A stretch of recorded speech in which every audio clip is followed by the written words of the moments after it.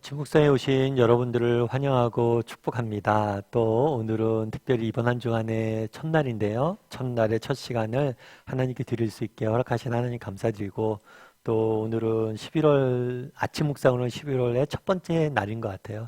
그래서 오늘 하루 또 이렇게 하나님께 드렸을 때 이번 한 주간도 이번 한 달도 하나님께서 우리 인생을 지켜줄 줄 믿습니다.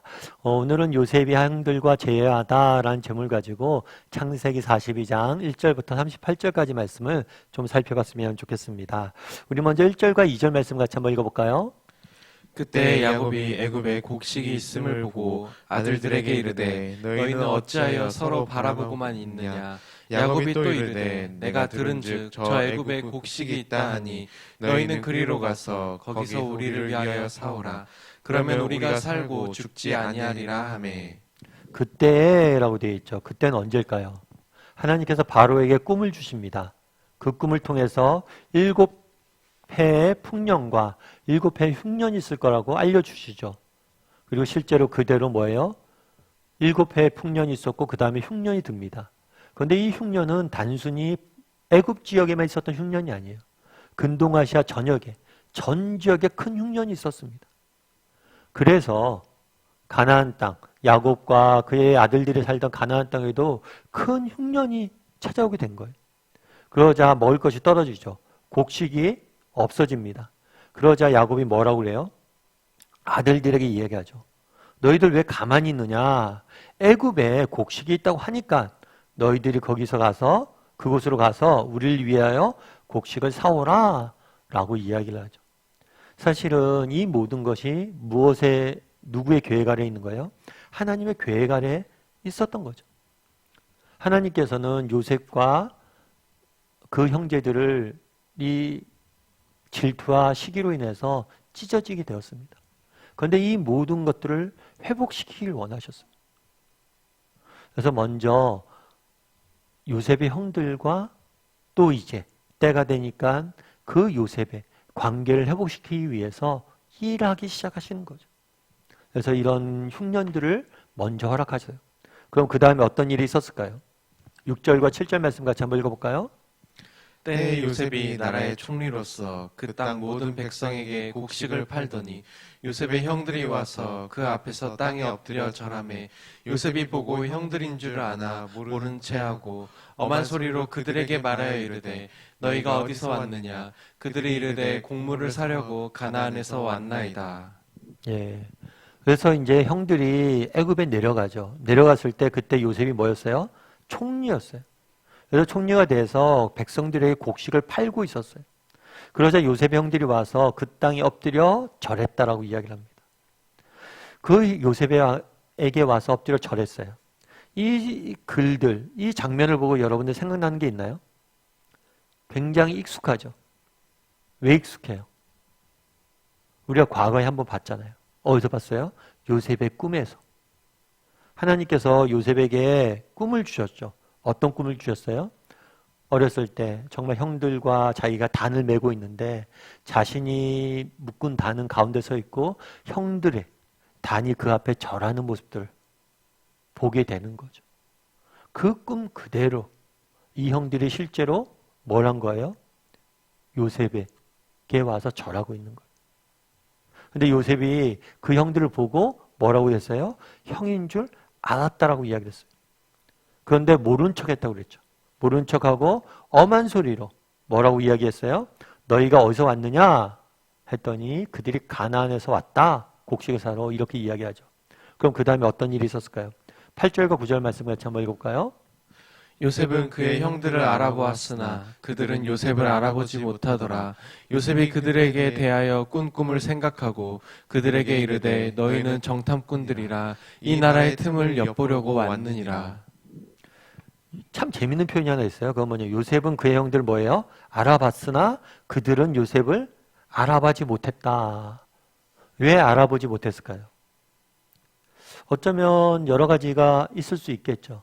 여러 가지가 있을 수 있는데 앞서 우리가 그런 이야기를 했잖아요. 지난주에 우리가 바로가 요셉을 이집트화 시켰다고 그랬잖아요. 이집트 사람의 이름을 주고 이집트 여인과 결혼하게 하고 완전히 이집트 사람처럼 만들었어요. 아마 그러다 보니까 못 알아볼 수도 있겠죠. 근데 보다 본질적으로는 아마 못 알아본 이유는 뭐냐면 선입견 때문에 그런 것이 아닐까 싶어요. 요셉의 형들은 어땠어요? 요셉을 노예로 팔았잖아요. 그러면 어떤 생각이 있어요? 노예로 팔려갔으니까 그 당시 노예는 팔려면 뭐예요? 그건 10중 8구 죽어요. 일하다 죽든가 끌려가다 죽든가 노림당하다 죽든가. 이미 정말 요셉이 죽었거나 아니면 뭐예요? 어디서 정말 죽도록 고생하고 있을 거라고 생각했지 총리가 됐을 거라고 전혀 생각하지 못했잖아요. 그래서 이 선입견 때문에 사실은 못 알아본 경우들이 많죠. 그래서 사실은 선입견이 되게 무서워요. 제가 아는 분이 미국에서 목회를 하는데 그분이 그런 얘기를 하더라고요. 미국에서 어떤 국어라는 사람 있잖아요. 국어라는 사람이 있는데 국어라는 사람이 만약 백인이다. 그럼 그런 생각하는데요. 아니 백인이 왜 저래? 백인이 뭐 부족해서 저러고 있어? 이렇게 이야기를 한대요. 그런데 흑인이 국어라면 뭐라고 생각하는지 아세요? 당연하다고 얘기했는데 흑인이니까 저러지 라고 생각한대. 똑같이 국어를 해도 백인은 뭐예요? 저러면 안 된다고 생각하는데 흑인은 당연하다고 생각합니다. 그만큼 선입견이 무섭다는 거죠. 이 선입견은 정말 우리 인생을 파괴하는 것 중에 하나가 선입견이에요. 사실 관계를 무너뜨리는 것도 선입견이죠. 다른 사람에게 우리가 잘못된 선입견을 갖고 있으면 똑같아요. 요셉의 형들도 요셉에 대해서 잘못된 선입견을 갖고 있으니까 그 진심과 그 모습을 보지 못하잖아요. 우리도 선입견 때문에 다른 사람의 진정한 모습들을 보지 못한 경우들이 너무 많아요. 뿐만 아니라 이 선입견은 타인과의 관계를 무너뜨리기도 하지만 자신의 삶을 무너뜨리기도 해요. 왜냐하면 우리는 암암리에 우리 자신에 대한 뭐예요? 잘못된 선입견을 갖고 있다는 거죠. 그래서 뭘 합니까? 아이 난 안 돼. 난 해봐도 안 돼. 그거 과거에 다 해봤어. 난 안 돼. 그래서 영적으로 집사님 이런 거 한번 해보시면 어때요? 에이 목사님 그거 과거에 다 해봤는데 안 돼요. 이런 우리가 과거에 받은 상처들이나 이런 것들이 선입견을 만들고 이 선입견에 갇혀서 우리는 뭐 하는 거예요? 자신을 가둬놓고 사는 거예요. 그래서 사실 이 선입견의 벽을 허무는 게 굉장히 중요합니다. 그래서 요셉은 형들을 알아봤으나 그 형들은 요셉을 알아보지 못했어요. 그런데 그 다음에 또 재밌는 표현이 하나 있어요. 요셉이 그들에 대하여 꿈을 생각하고 앞서 얘기했지만 그 형들이 절했잖아요. 이 절한 장면은 과거 요셉이 뭐예요? 꿈의 모습과 동일한 거예요. 그런데 뭐라고 되냐면 그들에 대해서 꿈을 뭐 했다고요? 생각했다라고 이야기를 해요.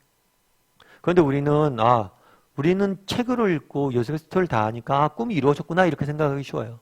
그런데 우리가 한 가지 기억할 게 뭐냐면 요셉이 꿈을 꾸고 지금 이때까지 몇 년이 지났냐면 22년이 지났어요. 여러분 22년 전에 꾼 꿈을 기억하세요? 제가 어렸을 때 우리 아이들 그러더라고요. 아빠, 초등학교 때 아빠 꿈 뭐였어? 아빠 꿈 뭐였지? 과학자였나? 대통령이었나? 그땐 다 그게 꿈이었으니까. 제 꿈이 뭔지 모르겠더라고요. 여러분 22년 전에 여러분들이 꾼 꿈을 기억합니까? 이날 갑자기 생각한 게 아니에요. 갑자기 번뜩 생각난 게 아니에요. 이 생각했다는 건 뭐냐면 간직했다는 거예요. 요셉은 22년 동안 이 꿈을 잊지 않고 간직했어요. 그래서 기억나는 거죠. 22년 전에 있었던 일을 어떻게 기억해요? 간직했기 때문에 기억하는 거예요. 요셉은 정말 자신이 하나님께서 주셨던 그 꿈을 간직했어요. 분명히 하나님 계획이 있을 것이다. 어렸을 때 내게 이런 꿈들을 주셨는데 이 꿈들 주셨는데 분명히 이 계획들을 있을 것이다. 그가 감옥에 있을 때나 정말 그가 노예로 팔려갈 때나 그 절박한 상황 속에서도 이걸 잊지 않은 거예요. 하나님의 계획에 대해 신뢰했던 거예요. 그리고 실제로 그것들이 이루어진 것들을 보게 되는 거죠. 오늘 요셉과 형들이 재회하는 모습을 보게 됩니다. 우린 여기서 무엇을 발견해요? 성경은 왜 그 형들이 요셉에게 절했다는 사실을 강조하고 있을까요? 그리고 요셉은 왜 꿈을 기억했다라고 성경은 강조하고 있을까요? 그것은 정말 하나님을 보라는 거예요. 정말 우리에게 요셉의 꿈을 주시고 그 꿈들을 이루어 가시는 그 하나님을 보라는 거예요. 여러분, 어메이징 그레이스라는 영화가 있습니다. 이 영화는 윌리엄 윌버포스라는 사람의 생애를 이야기를 다룬 영화예요. 그래서 이 윌리엄 윌버버스는 어떤 사람이었냐면 영국의 귀족 집안의 자녀로 태어났죠. 근데 젊은 나이에 방탕하게 지냈어요. 먹고 마시고 인생을 낭비했죠. 그러다 이 사람이 회심을 하게 됩니다. 예수님을 만나게 돼요. 진심으로 만나게 돼요. 그리고 그리스도에게 돌아오게 됩니다. 그런 다음에 이 사람이 고민을 해요. 내가 이제 그리스도인이 되었는데 이제 어떻게 하면 내가 살면 좋을까? 어떻게 앞으로 살아가면 좋을까? 그러다가 이 사람이 정치인으로서 자기가 해야 될, 하나님 나라를 위해서 해야 될 일은 뭐냐고 느꼈냐면 노예제 폐지라고 느꼈어요. 사실 인류 역사를 보면 노예제가 폐지된 경우는 거의 없어요. 노예제가 있었지만 노예제가 저절로 폐기된 적은 한 번도 없었어요. 특별히 그 당시 노예제도, 이것은 영국 경제의 3분의 1을 차지하는 굉장히 중요한 상업이었어요. 그러니까 노예제를 폐지를 주장하려면 영국 경제를 파탄에 이르게 한다는 그런 인식이 가득했던 거죠. 그럼에도 불구하고 정말 그리스도인으로서 어떻게 인간을 사고 파느냐? 안 된다! 라고 생각하고 노예제 폐지를 위해서 이 사람이 노력을 합니다. 매년 법안을 만들고 열심히 싸워요. 그래서 10년 넘게 싸웠는데 성과가 전혀 없어요. 다가오는 것이라고 남는 것이라고 뭐예요? 생명에 대한 위협과 정덕들을 죽이려고 하고 끊임없이 협박만이 그에게 남아있는 거죠. 성과 하나 없이. 그래서 이 사람이 지칩니다. 영화에 그런 면이 나와요. 장면들. 지쳐서 모든 걸 포기하려는 장면이 나와요. 그런데 한 사람이 여인에게 편지를 받습니다. 그런데 그 편지 내용이 이런 편지 내용이에요. 봄마다 수선화가 피어나는 것처럼, 여름마다 버치가 무르익는 것처럼, 그리고 가을마다 윌리엄 윌버스가 하원에 의안을 제출하는 것처럼 우리를 흥분시키는 일은 없었죠. 올해도 우리는 가을이 올 거라고 믿어요. 흥분이 된다는 거예요. 뭐가 흥분이 돼요? 꽃이 피는 것처럼, 버치가 무르익는 것처럼 윌리엄 윌버스가 또다시 하원에 의안을 제출한다. 사실은 이 편지를 받고 이 사람은 감동을 받아요. 왜 감동을 받냐면 자신의 입장에 10년 동안 아무것도 안 했다고 생각을 했어요. 그런데 10년 동안 엄청난 일들을 하고 있었던 거예요. 어떤 일을 하고 있었어요? 사람의 마음을 바꾸고 있었어요. 법이 중요한 게 아니에요. 마음이 바뀌는 게 중요해요. 이 젊은 사람들이 기대를 하는 거죠. 야, 윌리엄 윌버버스가 또 법안을 제출한대. 또 싸운대. 실패가 아니라 그 길들은 성공의 길이었다는 거예요. 하나님은 그 사이에서도 일하고 계셨다는 거예요. 그날의 요셉도 마찬가지. 요셉이 어렸을 때 꿈을 줬습니다. 22년이 지났어요. 현실은 그 꿈과 전혀 달랐어요. 하지만 하나님께서는 그 요셉의 삶 가운데 일하고 계셨고 때가 되면 이루었어요. 우리도 마찬가지라는 거예요. 정말 한 주간 또 세상 속에 살아가야 되잖아요. 이번 한 달 또 세상 속에 살아가야 되잖아요. 여러분, 정말 하나님께서 성경이 정직히 가리키는 바는 뭐냐면 우리 한 사람 한 사람 하나님께서 정말 소중한 존재로 지으시고 특별한 계획과 목적을 가지고 이 땅에 보내셨다라고 성경은 말합니다. 이건 성경이 일관되게 주장하는 거예요. 저는 목회자로서 그건 자신할 수 있어요. 우리 한 사람 한 사람이 그냥 보내진 존재가 아니라는 거예요. 하나님의 꿈과 계획을 갖고 보내신 존재들이고 우리의 삶을 통해서 이루어 가실 거예요. 때로는 정말 그 꿈과 계획과 우리의 현실에 달라 보이는 상황이 있더라도 그런 믿음을 가지고 낙심하지 않고 걸어갔으면 좋겠어요. 그러면 때가 되면 요셉처럼 거두게 할 겁니다. 그런 믿음을 가지고 이번 한 주간도 살아가는 저와 여러분이 되기를 주님의 이름으로 소원합니다.